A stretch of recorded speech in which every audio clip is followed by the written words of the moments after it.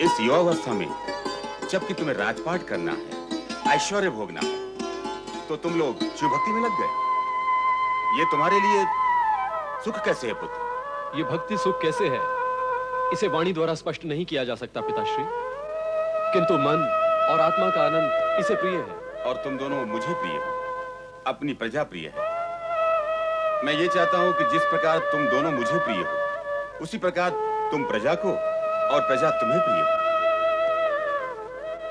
पुत्र नारायण, मेरा कहने का अभिप्राय यह है कि मैं विश्राम करना चाहता हूं। जितना संभव हुआ मैंने शासन किया और अपने प्रजा की सेवा भी की, किंतु अब यह कार्य तुम करो और शिव भक्ति मैं करूंगा। मैं राजकार्य? नहीं पिताश्री, सर्वथा नहीं। मैं राजकार्य के योग्य नहीं हूँ। ये कार्य आप भैया नर पर सौंपे तो अति उत्तम होगा। ये आप क्या कह रहे हैं भ्राताश्री? यदि आप राजकार्य के लिए अयोग्य हैं, तो आपका छोटा भ्राता योग्य कैसे हो सकता है? पिताश्री, भ्राता नारायण राज्य व्यवस्था संभालने के लिए पूर्ण रूप से सक्षम व समर्थ है। भ्राता नर, तुम मुझे शिव भक्ति से विचलित करके पाप का भागी क्यों बनना चाहते हो? अरे पुत्रों, तुम दोनों आपस में ही तर्क करने लगे।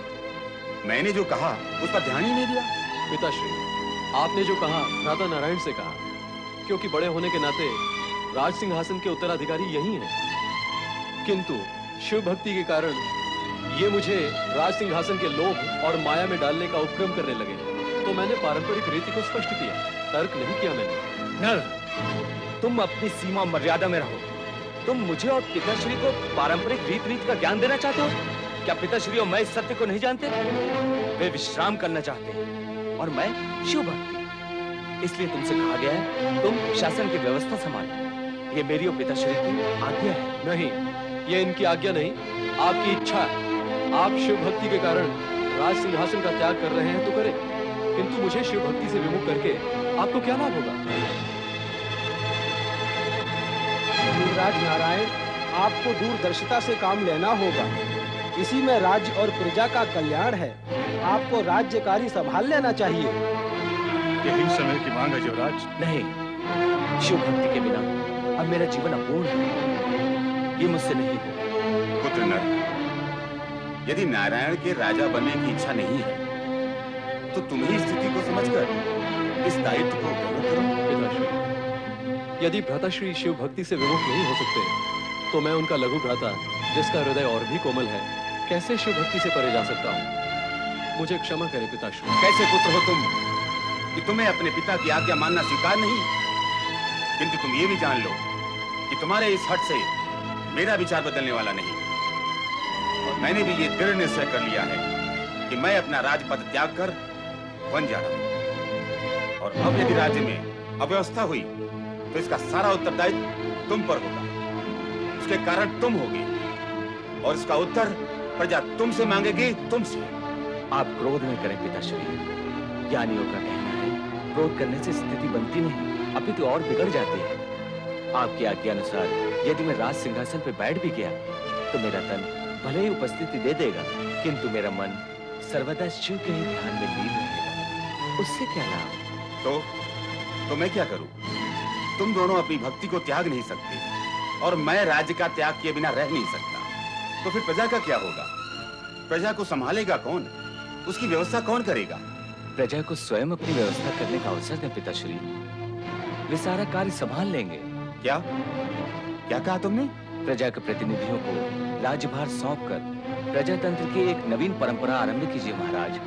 राज्य और राजा से प्राप्त होने वाले कष्टों से प्रजा मुक्त हो जाएगी। क्या प्रजा को राजा से कष्ट होते हैं? विधाता साक्षी है कि हमने अपनी प्रजा को सदा पुत्रवत समझा और सदा उन्हें कष्टों से दूर रखने का प्रयत्न किया है। ये तो आप अपने विचार और कर्म की चर्चा कर रहे हैं, किंतु आपके और प्रजा के मध्य अन्य अनेक राज्य अधिकारी राज्य की व्यवस्था में भागीदार हैं।